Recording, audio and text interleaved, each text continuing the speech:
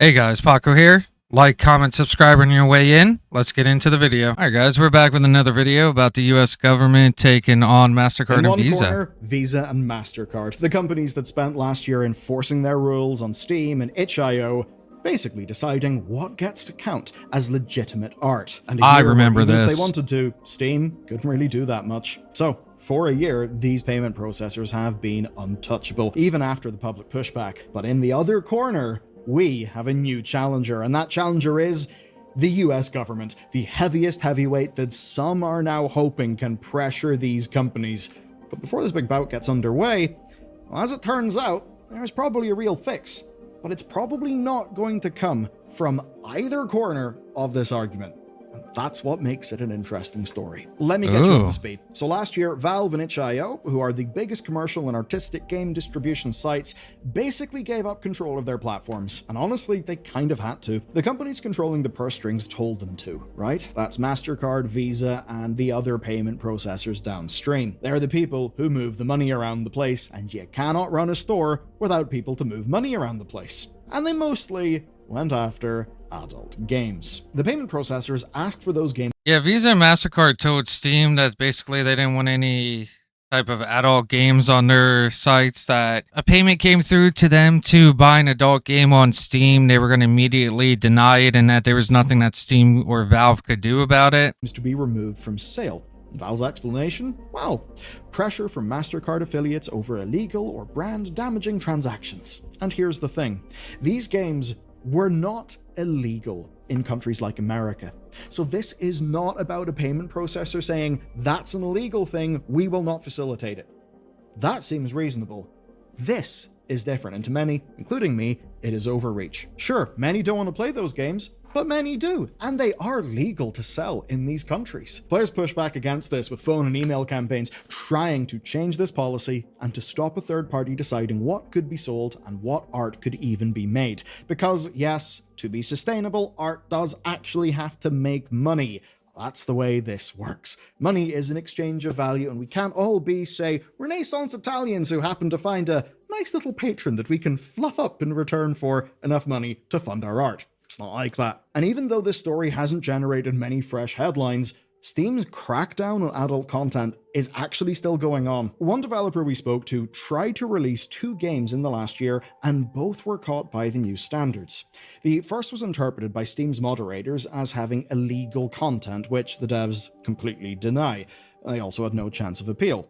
As for the second one, well, things seemed to be going well, but then Steam asked them to showcase everything adult that would ever be added to the game. 6 weeks of silence later, Steam blocked it for depicting, quote, real people.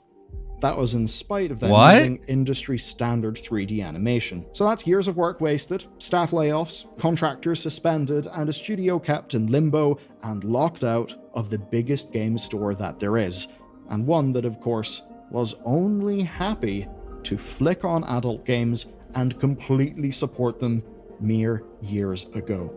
But now, some people think that help may be coming from a relatively unlikely place: the US government. First though, something that ties back to our previous coverage, because in this video we learned how game spending is falling, but subscriptions on games are actually rising. Too often we don't use those subs, and that's why Rocket Money is today's sponsor, because they make it easy for you to just get a handle on your subscriptions and save money. And you can get started for free today at rocketmoney.com/Bellular. Now, Rocket Money will securely and safely identify recurring charges for you. You can then just cancel them with just a few taps. They've put the work in to make the UI and everything really smooth and easy. So if this is a chore you've been putting off, just, get Rocket Money and do it. Now's the time. Now, they'll also help you with bill negotiation, where you just upload your bill and they'll be able to help you out. I mean, a personal example for me, it's my go-to, is whenever my internet went to its off-contract price, I got on the phone. They initially denied me, but I was able to negotiate a speed upgrade and a halving of my monthly bill. So you can get that kind of thing too. And the thing is, I could have got that months earlier, but life got in the way. And that's the huge value of Rocket Money. They make all this stuff really easy. Now, they've cancelled over $880 million worth of subscriptions. They've helped their customers save up to $740 a year when using all the app's premium features. They've got other great tools beyond what I've mentioned, so if you want to spend less and save more, sounds pretty good to me, join the over 10 million Rocket Money members today at rocketmoney.com/bellular, or just click the link below. You can get started for free and unlock more features with premium. rocketmoney.com/bellular.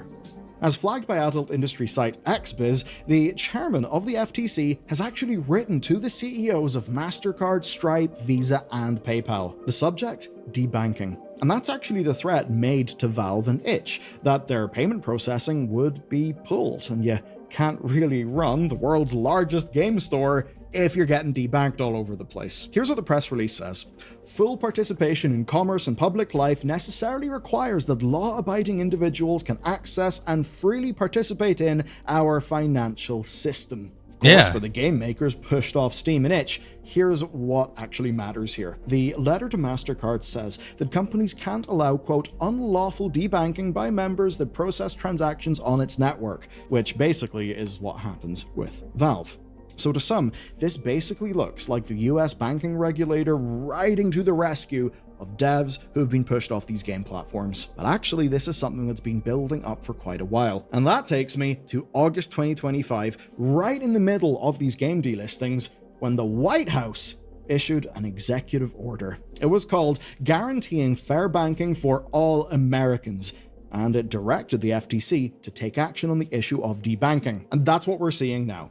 Basically, reminders to the heads of these organizations that they are under review and they cannot keep on getting away with what they've done. So by now you might be feeling positive about this story, that payment processors are somehow going to be forced to, well, process transactions for legal sales of goods. But here's the wrinkle in that, here's the problem. What the FTC and the White House care about has absolutely nothing to do with video games, at least not with this legislation. That's why the story is actually more interesting and why this video is not yet over. The executive order lists a very specific example of what it considers debanking, and that is Operation Choke Point from the Department of Justice. Originally, in 2013, it was about getting banks to think more cautiously about high-risk businesses. So that's pawn shops, gun dealers, payday loans, online gambling, adult content providers, that kind of thing, which should sound familiar to our story. Now, that's because all of them are at a higher risk of chargebacks or money laundering. Now, in 2017, politicians called a new round of checks on unregulated crypto a second wave. So you got all that risk appetite stuff, but the executive order also brings up banks tracking transactions in and around January 6th. I'll leave you to guess what year, but basically some of those involved were debanked, and the MasterCard letter from the FTC actually goes further. It cites the closure of the president's JP Morgan accounts. So, if you put your detective's hat on, can you see where this story's going, guys? Basically, gaming is just collateral in all of this. The real target is US political infrastructure and its financial interests, and how banking processes hamper them. That's what it's about. And it's because banks have this concept that is called risk appetite. They'll only take on so many high-risk accounts.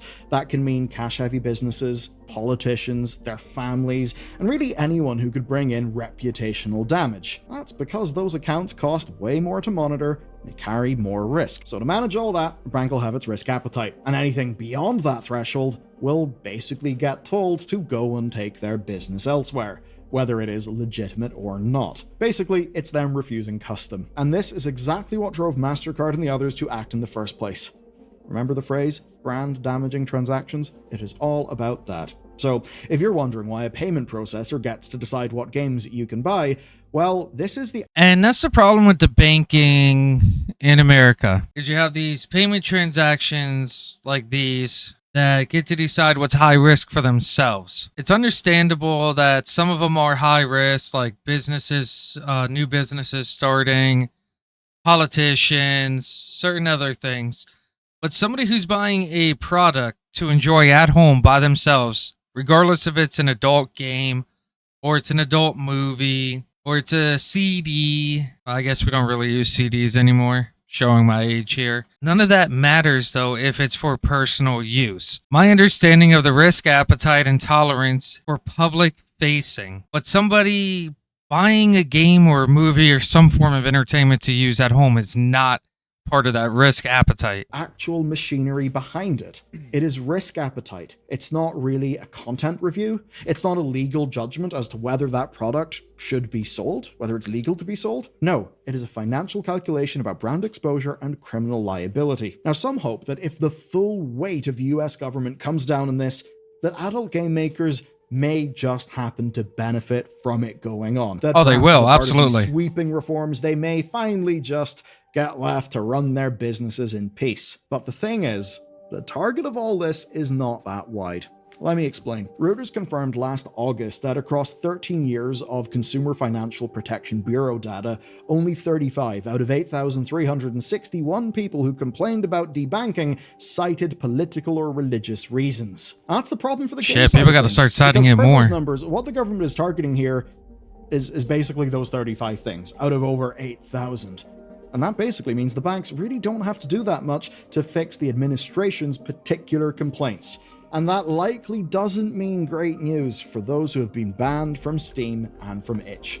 And that is especially because they're already gearing up to be challenged under entirely different legal terms. When we look at the actions of MasterCard and the other payment processors, we see that what they're implementing is their own policies. They are not implementing laws. They are targeting legal content. But the people making it can't really fight back in the same way that the White House can, for obvious reasons. But what can change is the law, and Steam has already shown us exactly how it responds whenever legal authority gets involved. Now for that, we go back to March 2025. That's when we got the first rumble. Steam is going to do what other major businesses are going to do in this scenario. When it's faced with something about the law, losing business or profit or being shut down in one form or another, it's going to give in. While we all enjoy Steam and the products and services they offer, at the end of the day, Steam is a business. Well, technically Valve is the business, but you understand what I mean by that. They're going to do what they have to do to protect themselves first and foremost, and then they're going to worry about the consumer. Rumblings of the payment processor problem, and it started with no mercy. It was an adult game in Steam. It was flagged by an activist group called Collective Shout for its content.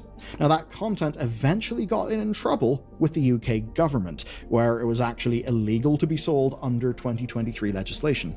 Now, Valve eventually responded to this by geo-locking the game, but that was weeks after it was first flagged. Now, what that did is it set the tone for the platforms caving to payment processor pressure later on in the year. And it actually went further. In November of 2025, Video Games Industry Memo covered the case of Flick Solitaire, where Russia's media regulator went after the developer Flick Games because they breached a 2006 law by promoting non-traditional sexualities. Ooh! They're going to come out of the screen! They're going to get you and make you non-traditional. Very scary stuff. And the offending part of the game? Jesus. Well, it was optional LGBTQ-themed art cards. Clearly a present and active threat that was going to destroy the fabric of Russia. Now, Valve immediately geo-locked the game in response to this, and they blamed the developer for not actively restricting their game to comply with local laws. Now, whenever something like that happens, that's not Valve saying, oh yeah, we agree with Russia. It is Valve basically saying, well, you can't sell a game on our store in a region where that game would be in breach of the law in that region. I probably could have phrased that better, but I hope you get the point.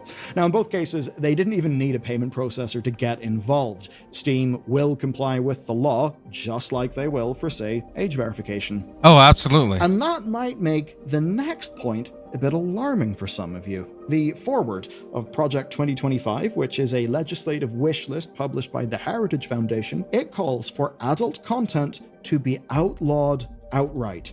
That means producers imprisoned, distributors prosecuted, and technology firms that host this stuff being shut down. And game developers' analysis pointed out that the definition is broad enough to catch games that maybe, say, just have some of the gays in them.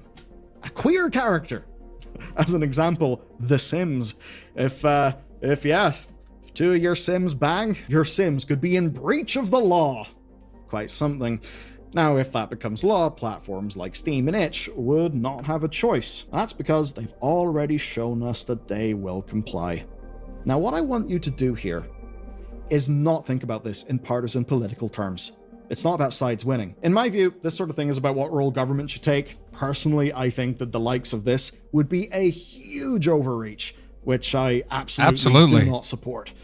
You know, it reminds me of, say, the days when David Cameron got very perturbed about face-sitting, and some UK law was changed. But beyond that, the through line across all of this, the payment processor policy, the government legislation, the platform compliance, it basically is that a handful of American financial companies hold veto power over what can be sold worldwide. No single policy change fixes that. And the reason why is it's the structure. It is literally how all of this shit runs, because we do our exchanges of value, not via bartering. I don't turn in some grain to Gabe and then have Gabe give me a video game. No, I have this thing called currency, and it's the companies that facilitate the maneuver of that currency that effectively dictate what can or cannot be done. But there may be some good news. There may be changes to that structure. I first came across this in one of my favorite channels, TechAlter. Now, he recently pointed out that countries are trying to reduce their reliance on American transaction services like Visa and MasterCard. This is by way of national digital wallets, phone-based apps, peer-to-peer payment platforms, basically all systems that would give storefronts options beyond the two companies that control the major pipelines. So if a platform doesn't need MasterCard to process payments, then MasterCard doesn't get to decide what that platform can sell. And that is the leverage that is currently missing. Because as much as Steam is big, as much as Valve are powerful, they're really powerless in the face of stuff that is this big. I mean, think about the sheer insane scale of the likes of Visa and MasterCard. And even more than that, just look at the scope of their profits. I imagine that with a nice profit margin like that, one would certainly be able to afford just a little pinch of political lobbying. And like that, one would certainly be able to afford just a little pinch of political lobbying. And that's one of the ways where the capitalist system can actually break down. Whenever there is influence in government, whenever these companies essentially do act as utilities in how big they are and how they basically facilitate the world working, and then, well, get so much power and so much profit that they can start tipping the scales in their favor. I think it would be better for all of us if there was more diversity in the payment space. Oh, and the news absolutely. on that front is early, but it is good. None of the alternatives are fully ready yet, but they are happening. They are being built. And every time a payment processor effectively pulls a game from a storefront, the case for building those alternatives only gets better. And I think the direction of travel is those alternatives. So I think we can all agree that MasterCard shouldn't be the people dictating what is or is not a valid piece of art, but it's not the only example of global infrastructure getting in the way of, well, the video games. And that's why we need to talk about the RAM crisis. There have been some maybe positive headlines. I don't think they're all that they're really made out to be. And to learn why, watch this. Having other payment processors coming in will be an amazing thing. It'll kind of force MasterCard and Visa to take a step back and reevaluate, especially if they start losing major partners like itch.io, Valve, a couple other ones that are major. Like, can you imagine if like Microsoft and Sony would go with a third-party payment processor that's not Microsoft or Visa? You guys enjoyed the video?